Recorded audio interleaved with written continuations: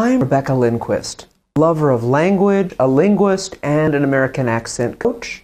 I live in Northern California, and I've worked with hundreds of non-native speakers full-time over the last 10 years, both as a coach and as a teacher in various venues. I've also been a manager, and I've worked in a variety of places, and my passion is all around helping non-native speakers communicate with confidence. And that's what this program, this course, is all about. Now, you may be expecting a course that's a little different than this. So let me clarify a bit how I'd like to share with you during this course, and how you, as the participant, can get the most out of the program. It's not like I'm going to say something and expect you to repeat it and say it the same way I said it, for a couple of good reasons. One is, you don't necessarily want to sound exactly like me. Sounding American is more about a lot of other things that we'll talk about. And you might say, well, I could watch somebody on television, or I just talk to American people and learn an accent that way. Well, that may work, and it does work for some people. However, if you find that after many years, you're still not getting where you'd like to be, in terms of clarity, in terms of credibility, perhaps in terms of intention, that is, you speak and others understand what you meant to say, perhaps you have an issue where you have to repeat what you say, or you spend a lot of time communicating with people and they understand the words, but they don't quite get your message. Now, there are many pieces to that, but one big piece when speaking to an American audience is speaking in an American accent. Not only that, it's also speaking clearly and effectively to other people. So you may be speaking to non-Americans, people all over the world, who have a different accent from yours. And because your first language isn't English, you may be carrying over patterns that you're not even aware of. So this program isn't so much about having you pretend to be me and practice parroting the words that I say. You're not a parrot, you're a human being. So what I'd like to do is empower you to use some powerful tools and techniques and even strategies that will help you to get to the next level. It will help you to be a better public speaker.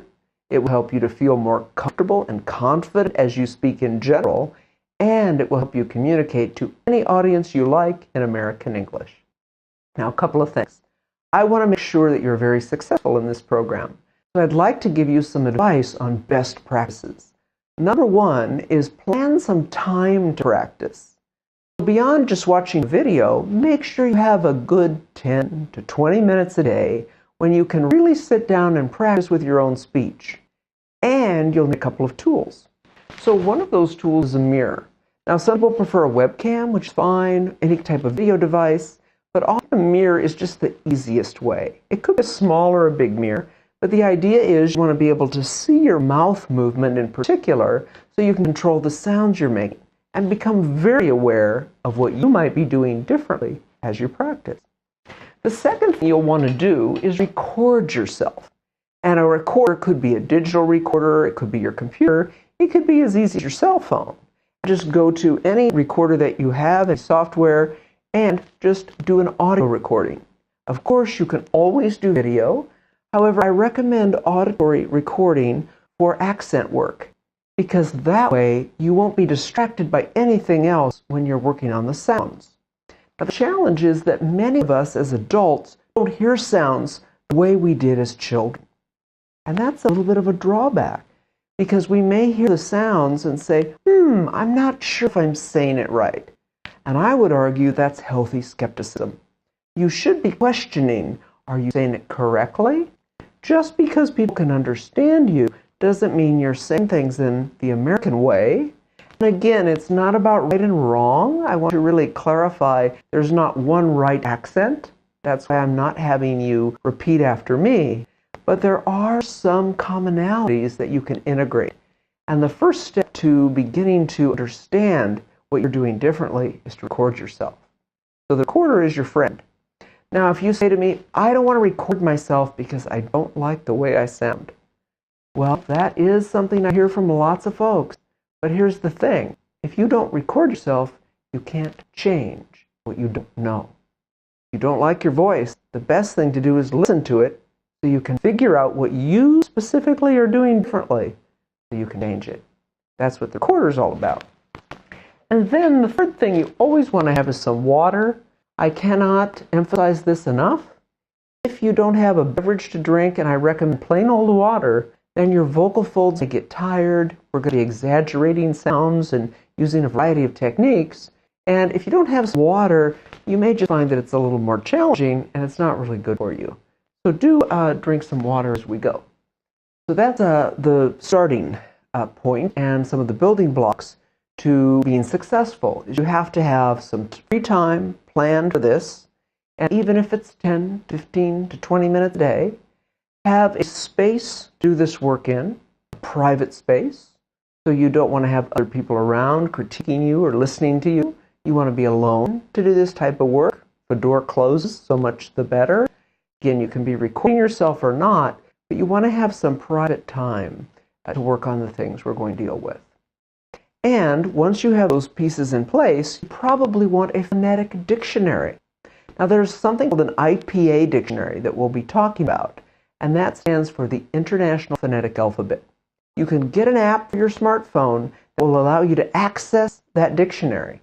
And then, as you'll see in our first video on vowels, that will be digging into some of the content of the American accent, you'll see that it's kind of hard to look at a word and based on how it's spelled, know how to say it. This is the most common problem non-native speakers have, is they often pronounce words differently based on the spelling. So an O spelling could be an ah, it could be an it could be an O, but it could also be an aw. And depending on your dialect, those sounds can even change. Sound confusing? It can be. The first point is all about awareness. So we must become aware of what we're doing and others are doing so we can find the commonalities and start to create change. It would be very important for you to have a phonetic dictionary. Could be a physical dictionary. Longman's makes a good dictionary. Cambridge, Oxford, they all make phonetic dictionaries. Now, a Webster or an American Heritage Dictionary is great for writing and research and definitions, but it's probably not going to help you with pronunciation. Not as much, anyway, as the IPA, International Phonetic Alphabet, which you can find online. There's a lot of online dictionaries. You can get a physical dictionary. You can even get one without definitions and only phonetics. There's lots of software available, smartphone apps. So it doesn't matter what type of dictionary you have, as long as it's an IPA dictionary. That way, you'll be using the same vowels I am as I teach you. And you'll notice there are two resources included in the first lecture. There's a vowel chart. It's an actual picture of the mouth and where the sounds come from. And there's a list of vowels. I recommend you print both PDFs so that you can have them in front of you and mark on them and play with them and learn the symbols. Now, it's not about memorizing the symbols. Eventually you'll learn them, but it's more important at this point to become familiar with those symbols and familiar with the sounds. Also, one quick caveat, and that is the symbols I use are my favorite ones to use with my clients here in California. It doesn't mean they're perfect, right, and in every way the best. It's just a choice that I've made, and I'll talk throughout the videos and throughout the whole experience of the course about how you can use those materials to get the most out of this program. We'll start with vowels, then we'll move on to your patterns, identifying what you're doing different from everybody else. Now, that could be you as an individual, certainly.